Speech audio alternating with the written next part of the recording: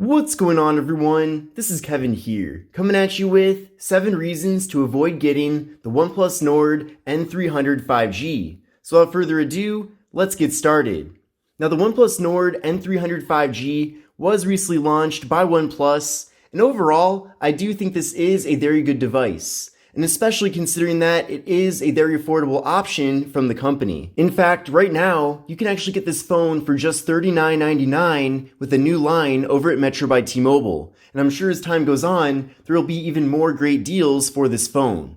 So with that under consideration, you certainly shouldn't expect to get every feature out there. But that being said, I do want to go over the major things this phone is lacking so that there aren't any potential surprises if you decide to buy the device. Now, coming in at number 1 is the plastic build materials that this phone is made out of. Now, thankfully, the device itself does feel of decent quality, and considering that it is made completely of plastic, I feel like they did make the best that they could given the materials that we do have here. That being said though, I do recommend pairing this device up with some sort of case, just so that the phone doesn't get really scratched up as time goes on. You can see that on the back of the device, we have this kind of matte plastic finish, which overall, I don't mind, considering that it doesn't pick up too many fingerprints, but at the same time, I certainly would not consider this material to be premium. Then we also have plastic on the sides of the device, but it is a slightly different texture. Now with this phone, the display is made of glass, so that is good at least, but I still recommend pairing it up with some sort of screen protector. Now coming in at number 2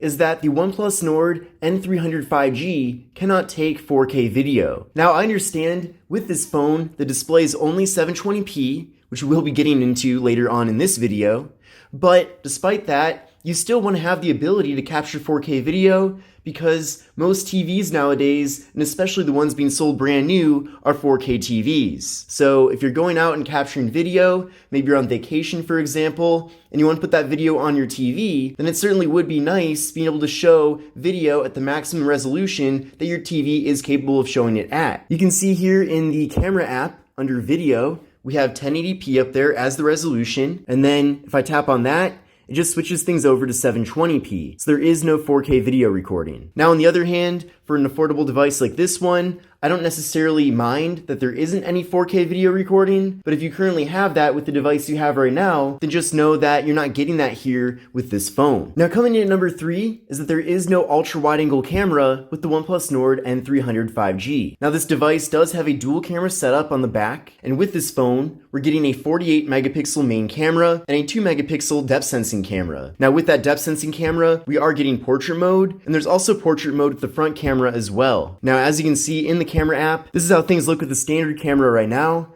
Then from there, we can go over to the More tab to access a variety of different modes, and then there is also portrait mode as I mentioned, and then flip it around to the front-facing camera, we have portrait mode right here too, and then we can also take standard selfies. But unfortunately, there is no ultra wide angle camera to be found, and that certainly is a feature that I do like to use with any device that does support it. Now in this particular price segment, it is kind of hit or miss on whether or not you're even going to find an ultra wide angle camera, but I have seen it in phones that are even less expensive than this one. Now of course, compared to a much more expensive, premium, $1,000 smartphone, none of the various camera features are going to be nearly as good as what you'd find with a phone like that, but at the same time, it is still nice to see when budget phones like this one have a variety of different camera features, at least related to the hardware, just so that you know if you're even going to use that feature at all. So for example, if this phone did have an ultra wide angle camera and you found yourself using it a lot and maybe the quality isn't that great but it's still there, then that might be further justification for you to spend a bit more money on another smartphone when it is time for you to upgrade. Now coming in at number 4 is no wireless charging. Now in general, wireless charging is not something that is very common with lower end budget devices. However, there are certain phones that do have it. For example, the T-Mobile Revel 6 Pro 5G does have wireless charging, despite that phone being pretty much in the same segment as this device. So they could have included wireless charging, but at the same time, I don't really blame them for not including it, considering that most other phones in this segment, as I said, don't have it. But if you currently have wireless charging with the phone you have now, and you're expecting that any new Android phone has that, just know that that feature is not to be found here. Now for me personally, I do actually like using wireless charging with any phone that does support it. I really find it convenient to put my device down on a wireless charging pad, whether that's on my desk or on my nightstand, or also in some other various locations around my home. So certainly a lot more convenient than just having to plug in all the time. But at the same time, one of the downsides with wireless charging is that it tends to be a bit slower compared to a wired connection. That is especially relevant here with the OnePlus Nord N300 5G, as this phone does support 33 watt fast charging via the USB-C port. However, another benefit with having wireless charging is that if for some reason you were to damage the charging port on your device, then at least you do have an alternative method to recharge the phone until you are able to get that repaired. So that is something worth considering. Now, coming in at number 5 is the 720p display that we're getting here on this device. Now, one good thing about it is that overall, the display does look pretty good, and things do look decently crisp and clear,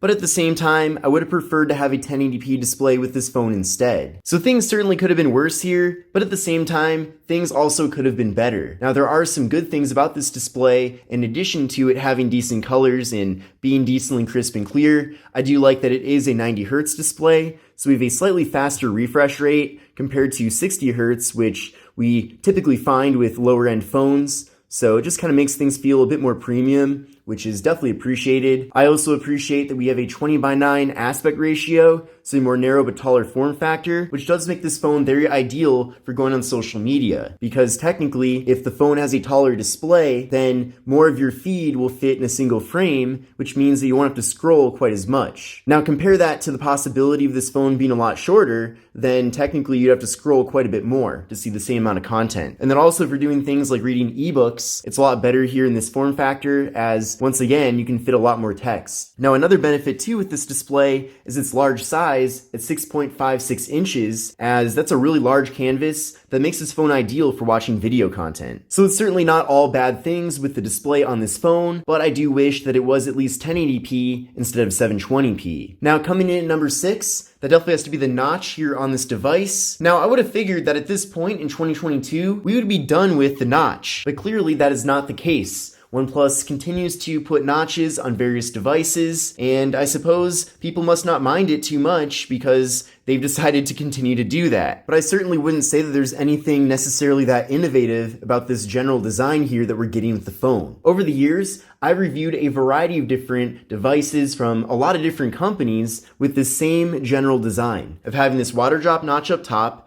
and then the slightly thicker bottom bezel. So I am personally getting a bit tired of this design, but at the same time, I do understand that there are a lot of people that don't necessarily care about the design of their phone being anything too special. They just want a good, working, reliable phone to get the job done. So if you are one of those people and you care more about function over form, then I suppose that you'll probably like the OnePlus Nord N300 5G quite a bit. And then coming in with the final thing that you might want to be aware of if you're getting this device, there is no stereo speakers here with the phone. Now, we do have the main speaker on the bottom, and it does sound pretty good. Overall, you'll have no problem sitting back, relaxing, watching a video, listening to music. All of that will work very well with this device. But compared to more premium, more expensive Android devices, with those you would typically find stereo audio. So essentially what that means is that you'd be getting audio out of both the standard speaker and also the earpiece as well. Now the earpiece here on this phone does work totally fine for phone calls, but it doesn't emit audio for any other situation. So if the earpiece here also supported general sound like the main speaker, then basically you'd be getting a more immersive audio listening experience, which makes things both clearer and louder. But those are 7 reasons to avoid getting the OnePlus Nord N300 5G. Now overall, like I said, I do think this is a very good device, but those are various things that you might want to be aware of prior to getting the phone. Because I know that throughout the various ecosystem of different Android devices, every phone kind of tends to offer its various features, and you might expect that some of the features this phone doesn't have are features that are essentially standard at this point with Android devices, but that's really not the case because like I said, it's different from brand to brand and model to model. But I hope you enjoyed this video, and if you did, definitely give it a thumbs up. If you currently own a OnePlus Nord N300 5G, certainly let me know in the comment section below what you think of it, as I'm certainly curious. But with all that said, this is Kevin here, and I will see you in the next one.